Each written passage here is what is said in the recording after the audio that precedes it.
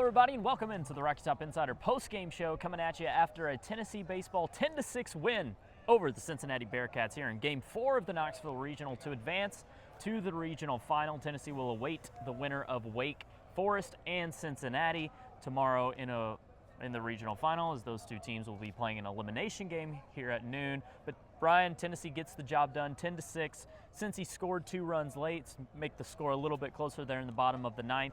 But Marcus Phillips, overcomes some adversity early on in one inning, turns in a gem. It was really good. 6 innings, I believe the 3rd longest outing of his season against real competition, not including the early non-conference play. And Tennessee's offense keeps it rolling. A double-digit run effort here tonight in Lindsey Nelson. Yeah, I think you summed it up pretty well. And with Marcus Phillips, it was shaky to start. I think a single and a walk, first 2 batters, and you're kind of wondering how things goes. And he calmly retires the next 3. And from there, for the most part, wasn't a lot of traffic, wasn't a lot of drama. I mean, the 3rd inning again, first 3 batters reached base, 1 scoring. It felt like, all right, this could be a crooked inning, and Tennessee, I think, up 3-0 entering that inning, and he gets 3 straight outs. One of them was a sac fly, but you take that. You knew this was a game you're going to score a lot of runs, and I think he faced a minimum in 3 of those 6 innings. He pitched another one. He just allowed 1 base runner that didn't get off of first, and then obviously an opportune way for his day to end with the solo homer to lead off the 7th inning. But he was really good. 1 stolen base allowed. 1 successful pickoff attempt. So he more than came out even in that end of that conversation. Obviously, the top steal guy for Cincinnati banged up, didn't play tonight, which probably made that a little bit easier. But still, impressive in how he's improved there. And on top of that, threw the ball at least one of his better outings of the season. Yeah, you look at innings 4 through 6 when he tossed up 3 straight zeros, and you talked about overcoming that adversity in the first. The 3rd was really the only bad, air quotes bad, just suboptimal inning here tonight for Marcus Phillips. And you talk about the pickoff, what an electric moment that was here tonight when he picks off Carrington Cross, I believe it was. He was one of their top base stealers, not the top, but the leadoff hitter. And Lindsey Nelson erupted in that moment. And you think about this sector of Marcus Phillips' game that has just not been that great this season, when he's been largely one of Tennessee's best pitchers, probably the 2nd most effective. It's just been this one thing that has, plagued his outings. Well, now it seems he has turned the corner with that and has worked really hard at it. He was just talking to us there in the press conference. It was something I never really worked on a ton, but now that I've really focused on it, you see the improvements. Yeah, no doubt. And I think, look, you saw that against Alabama and Arkansas, and just speaking for myself, it was kind of like pumping the brakes on it a little bit, because neither of those teams run much at all. And Arkansas's offense is so good that they didn't even need to really force the issue against Phillips in that outing. So, a huge sign. I think a lot of what I'm going to write about, and one of my big takeaways from tonight, is just like the much maligned Vols had big performances tonight. And Phillips is a little bit different because, again, it's just really one aspect, and rightfully so, but he's been very heavily criticized for that aspect. Dean Curley has been heavily criticized, had a really good game tonight, and has had a nice first 2 nights in the NCAA tournament. So a lot of guys had good games, but you're talking about 2 guys that you said, Dean Curley, you need to get him a little bit better, or playing more to his potential for this Tennessee team to reach their potential. And you need Marcus Phillips to, he'd been good all year. You need to figure out that one thing to kind of, not have that black eye, I guess, in a lot of his outings. And Tennessee got 2 of those here tonight, and I think that, bodes well for what could be to come for this team. Yeah, I mean, this was a huge Marcus Phillips outing. It's not something to undersell. He's only pitched into the 7th inning 2 other times this year, Florida and LSU. Florida, I believe, 7 or 7 and a third, and of course LSU is 6 2/3. Tonight, 6 flat, and comes out in the 7th, gives up that homer as you mentioned. But this was one of his better outings, and to do it in a regional setting against a team that excels in the area he struggles in, just a huge story for this whole weekend, and of course this game. I think it is the story of the night. Yeah, I think so. I mean, look, it was the story of the week in the build-up. How much time did we spend talking about it, writing about it? Gotta throw Liam again. About it? Throw Marcus game 1, Liam game 2, and it could have still very well worked out if Tennessee did that, but it worked. What Tennessee and Tony Vitello ended up doing worked out perfect. It was not an issue for Marcus Phillips. He pitched great. Liam Doyle pitched great, and Tennessee, I think, probably play a little cleaner defense. A.J. Russell gets you to the finish line, and Brandon Arbison doesn't have to throw a couple pitches, but it wasn't enough pitches to matter too much. And their pitching depth, their bullpen situation, it sits in a good spot going into Sunday here in the regional weekend. Yeah, pretty much every bullpen arm sans Russell is ready to go tomorrow for Tennessee. Yep. So, offensively, you talked about the usual suspects delivering.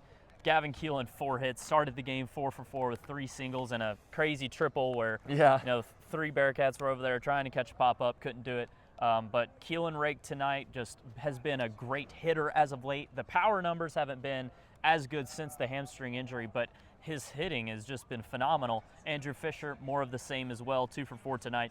And then probably the biggest story offensively of the game, you mentioned Dean Curley, early in the game, delivering those 3 RBIs, the 2-run single in the opening frame, and that solo homer. Yeah, and then had the RBI walk later, which That's I guess right. in the 6th inning, I think that was, when Tennessee kind of opened things up. Yes, 4-run frame in the 6th. Yeah. Crazy pronunciation on the last name of the Cincinnati pitcher came in, but Tennessee. Yeah, I didn't try in my head. Yeah, I didn't either. Tennessee capitalized on that immediately. Bushowski?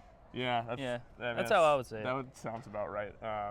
He came in and walked 3 straight guys. Tennessee, I think, benefited from that, really opened up the game. And look, I think that was a perfect example of how, narrow the margins are with pitching in these regionals, where it's just different from basically anything else you see all season, where the third time the pitcher, O'Connor, had been good. He'd been solid, but not great. Third time going through the lineup, and they were leaving him out there for a while because you could just tell they were trying to get every out they could get to save their pitching or just to preserve their pitching for the rest of the weekend. And that combination with, however you pronounce the guy's name, coming in and walking batters, Tennessee was able to fully capitalize on that. And yeah, it got a little more dicey than they'd probably like in the 9th inning, but it was really never too much of a game after that.